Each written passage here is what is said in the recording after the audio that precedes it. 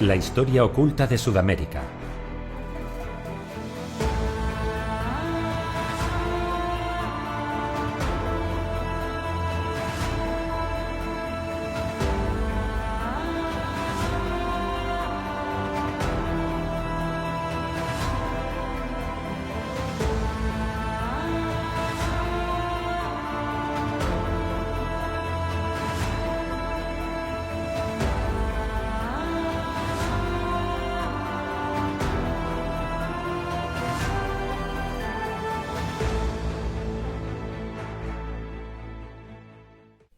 Esta historia surge en lo más profundo de la selva amazónica.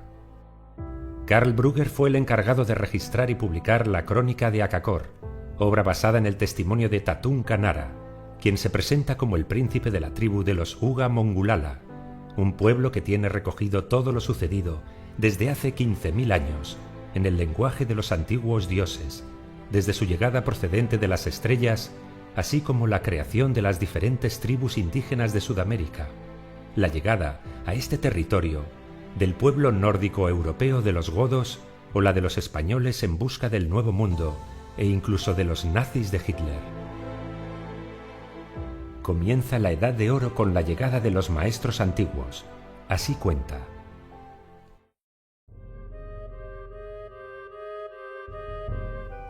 Tenían cuerpos agraciados y la piel blanca, sus notables rostros enmarcados por un fino pelo negro azulado. Una poblada barba cubría el labio superior y el mentón. Al igual que los hombres, eran criaturas vulnerables de carne y hueso. Pero el signo decisivo que distinguía a los padres antiguos de los hombres eran los 6 dedos en cada una de sus manos y los 6 dedos en cada uno de sus pies. Constituía la característica de su origen divino.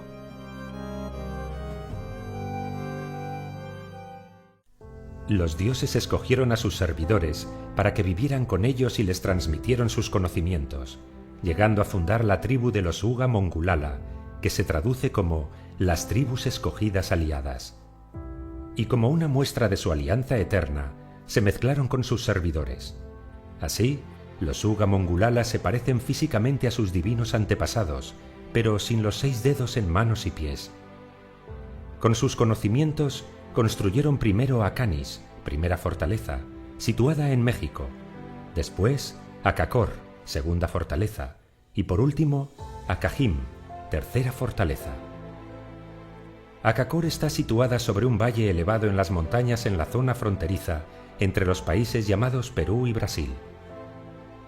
Además de estas poderosas ciudades, los padres antiguos erigieron 3 recintos religiosos sagrados: Salacere, en las zonas altas del Gran Río, Tiahuanaco, sobre el Gran Lago, y Manoa, en la llanura elevada del sur. Eran las residencias terrestres de los maestros antiguos y un lugar prohibido para los Uga Mongulala. En el centro se levantaba una gigantesca pirámide, y una espaciosa escalera conducía hasta la plataforma, en la que los dioses celebraban extrañas ceremonias desconocidas para la tribu. Akakor yace ahora en ruinas. La gran puerta de piedra está derruida. Las lianas crecen en el gran templo del sol. Los Uga Mongulala acordaron destruir la ciudad para que ésta no revelara la presencia de su pueblo a los blancos bárbaros, así es como llamaban a los europeos. Es por esto por lo que se vieron obligados a abandonar Akakor, huyendo al interior de las residencias subterráneas, el último regalo de los dioses. Las estancias subterráneas están compuestas por 13 ciudades y unidas entre sí por túneles, ocultas en el interior de las montañas de los Andes y confeccionadas en imagen a la constelación de Sberta, el hogar de los padres antiguos. En el interior del templo hay 12 entradas a los túneles que unen Akakor inferior con las otras ciudades subterráneas. Estos tienen las paredes inclinadas y un techo plano con una altura de 5 hombres, y serían necesarios varios días andando para alcanzar cualquiera de estas ciudades desde Akakor. Las 12 ciudades del interior de la Tierra están iluminadas artificialmente a través de espejos de plata, disponen de agua procedente de las montañas y en caso de emergencia las residencias subterráneas pueden aislarse del exterior mediante grandes puertas de roca móviles. Los Uga Mongulala nada saben sobre la construcción de Akakor inferior. Su historia se pierde en la oscuridad del pasado.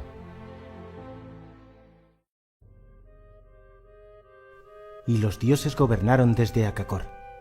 Tenían naves más rápidas que el vuelo de los pájaros, naves que llegaban a su punto de destino sin velas y sin remos, tanto por la noche como por el día. Tenían piedras mágicas para observar los lugares más alejados, de modo que podían ver ciudades, ríos, colinas y lagos. Cualquier hecho que ocurriera sobre la tierra o en el cielo quedaba reflejado en las piedras. Pero lo más maravilloso de todo eran las residencias subterráneas. Y los dioses se las entregaron a sus servidores escogidos como su último regalo. Porque los maestros antiguos son de la misma sangre y tienen el mismo padre. Pero llegó el día en que los dioses abandonaron a los Uga Mongulala.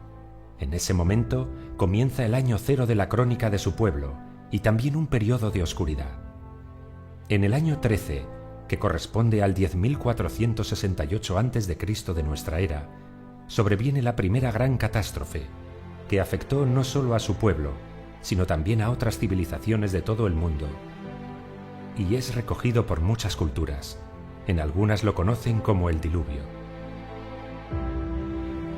Lo que estaba abajo se puso arriba, y lo que estaba arriba se hundió en las profundidades. En este caso, el pueblo de los Uga Mongulala se refugió en las residencias inferiores, tal y como les ordenaron los dioses antes de su partida. Pero ¿cómo sabían estos dioses qué acontecimientos sucederían en la Tierra? Los Uga Mongulala hablaban de otra raza, posiblemente extraterrestre, con la que estaban en guerra sus dioses. Nuestros sacerdotes dicen que en el periodo anterior a la hora cero existía otra nación de dioses que era hostil a nuestros maestros antiguos. Según las imágenes del gran templo del sol en Akakor, las extrañas criaturas parecían hombres, tenían mucho pelo y eran de piel rojiza. Como los hombres, tenían 5 dedos en las manos y 5 en los pies. Mas de sus espaldas crecían cabezas de serpientes, de tigres, de halcones y de otros animales.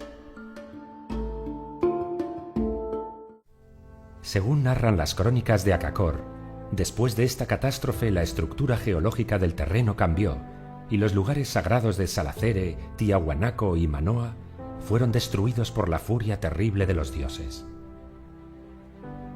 A esta primera catástrofe le siguió otra. Castigaremos al pueblo, lo erradicaremos de la faz de la tierra, al hombre y al ganado, a los gusanos y a los pájaros del cielo, porque han rechazado nuestro legado. Los Uga Mongulala estaban al borde de la extinción a consecuencia de las guerras con otros pueblos, pero según narran sus escritos, los maestros antiguos regresaron. En el año 7315 y 3166 a.C., los maestros antiguos de las tribus escogidas regresaron a Akakor y asumieron el poder. Los dioses apenas permanecieron 3 meses con los Uga Mongulala. Seguidamente abandonaron de nuevo la tierra. Tan solo los hermanos Lhasa y Samón no regresaron al lugar de sus padres antiguos. Lhasa se estableció en Akakor. Samón voló hacia el este y fundó su propio imperio. A menudo Lhasa estaba ausente con su disco volante, visitaba a su hermano Samón, volaba al poderoso imperio del este, y llevaba consigo una extraña vasija que podía atravesar el agua y las montañas. Las crónicas no recogen exactamente dónde se asentó Samón. Lhasa era el hijo elegido por los dioses, y según cuentan nadie podía derrotarle ni matarle. Él fue quien reconstruyó el antiguo imperio e incluso lo amplió, ordenando la construcción de nuevas fortalezas, entre ellas Machu Picchu. También construyó la ciudad de Ofir, en la desembocadura del Amazonas, que estuvo comerciando con el imperio de Samón durante 2000 años. Durante los 300 años de su reinado, sentó las bases de un poderoso imperio. Luego regresó con los dioses. El siguiente hecho histórico tuvo lugar en el año 7951, 2470 a.C., cuando Viracocha, segundo hijo del rey Shinkaya, descendiente de Lhasa, quiso reclamar su poder y desafió las leyes de su pueblo para finalmente abandonarlo, fundando su propio imperio, el Imperio Inca, el cual bajo su mandato se convertiría en una gran potencia que llegó a amenazar a la tribu elegida.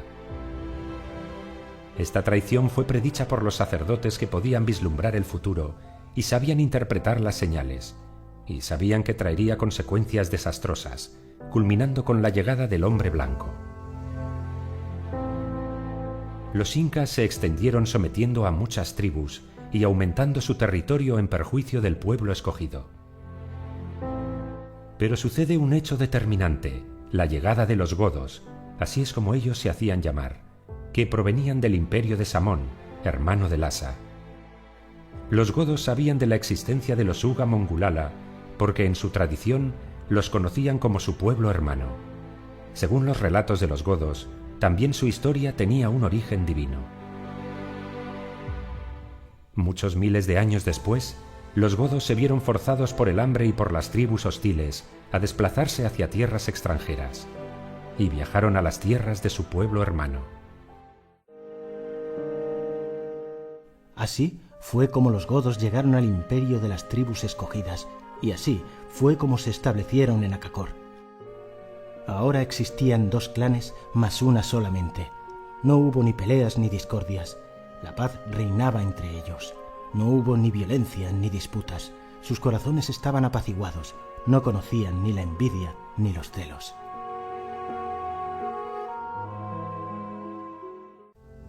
Ahora Akakor contaba con la ayuda de un pueblo más avanzado tecnológicamente y con más conocimientos en la guerra, lo que supuso el resurgir del imperio. Así vivieron 1000 años de paz, firmada con los incas desde la llegada de los godos. Pero esta etapa se vio interrumpida con la llegada del hombre blanco. El hombre blanco, a partir de 1492, se extiende por América.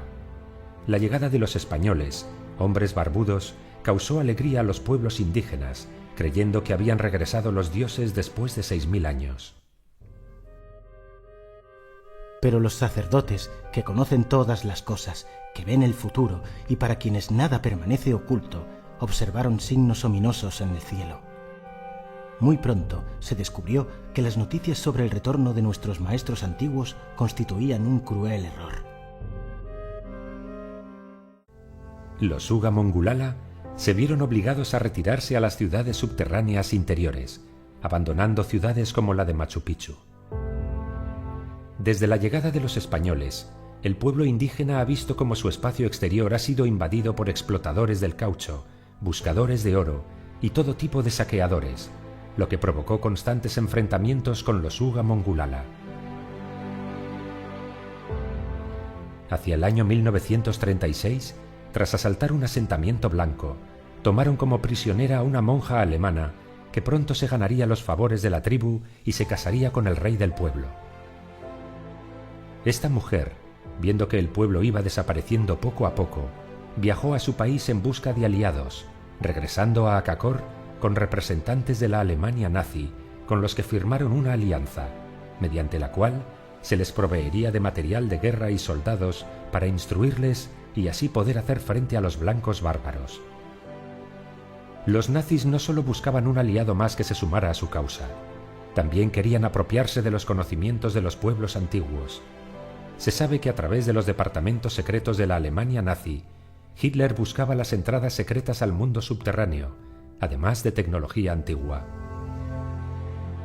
Llegaron soldados alemanes entre 1941 y 45, fecha en la que alcanzaron la cifra de 2000.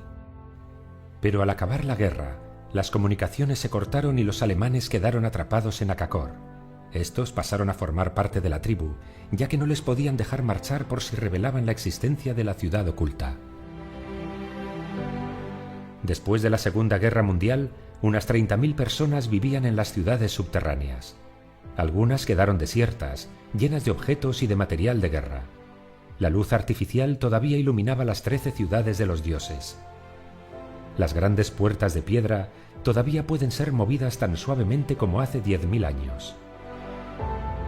Los alemanes interpretaron que los padres antiguos habían abandonado las residencias de los dioses en una huida precipitada, pero no pudieron explicar el secreto de Akakor inferior. Su construcción es un misterio tecnológico. Porque los supuestos dioses construyeron las ciudades según sus propios planes, desconocidos para los Uga Mongulala. Solamente cuando ellos regresen comprenderán los humanos sus trabajos y sus actos. En 1968, tras la muerte del jefe Shinkaya, el Consejo Supremo se reunió para elegir al nuevo príncipe y legítimo gobernador de los Uga Mongulala. Tatun Kanara, como hijo legítimo entre Shinkaya y la monja alemana, fue escoltado por el sacerdote a las regiones secretas de Akakor inferior. Yo entré en el recinto religioso secreto, envuelto en el traje dorado del asa, descendí por una espaciosa escalera, me condujo al interior de una habitación. Repentinamente, una voz parecía proceder de todas partes. Me llevó a una tercera habitación, aún más profunda e interior. En el centro se encontraban 4 bloques de piedra transparente. Cuando, lleno de terror, pude acercarme, descubrí en ellos a 4 misteriosas criaturas, 4 muertos vivientes, 4 humanos durmientes, 3 hombres y una mujer. Yacían en un líquido que los cubría hasta el pecho. Eran como los humanos en todos los aspectos, solo que tenían 6 dedos en las manos y 6 dedos en los pies. Tras mi regreso del recinto religioso secreto 13 días después, el sumo sacerdote me saludó con el nuevo legítimo gobernante de los Uga Mongulala. Había quedado profundamente impresionado por las misteriosas criaturas. ¿Estaban vivas o muertas? ¿Eran los dioses? ¿Quién las había colocado allí? Ni siquiera el sumo sacerdote conocía la respuesta. Según las señales, el final de los Uga Mongulala está cerca, si no se ha producido ya. Es por eso que Tatun Kanara intentó buscar ayuda desvelando esta historia. También han predicho que una tercera gran catástrofe acontecerá, la cual afectará enormemente a la humanidad. Solo entonces regresarán los dioses. Y surgirá un nuevo mundo en el que los hombres, los animales y las plantas vivirán juntos en una unión sagrada. Entonces comenzará la nueva edad de oro.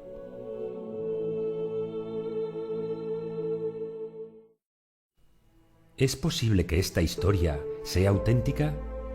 ¿O acaso fue solo una invención de Tatun Kanara o incluso el periodista alemán Karl Brugger? No podemos saberlo con certeza, pero hay tantos detalles en el relato que nos hacen plantearnos la posibilidad de que Akakor sea real, en contraposición con la historia oficial. Sería una más de las tantas experiencias relatadas por todo el mundo que no encajan con la historia preestablecida. Un misterio que, de momento, sigue sin respuesta.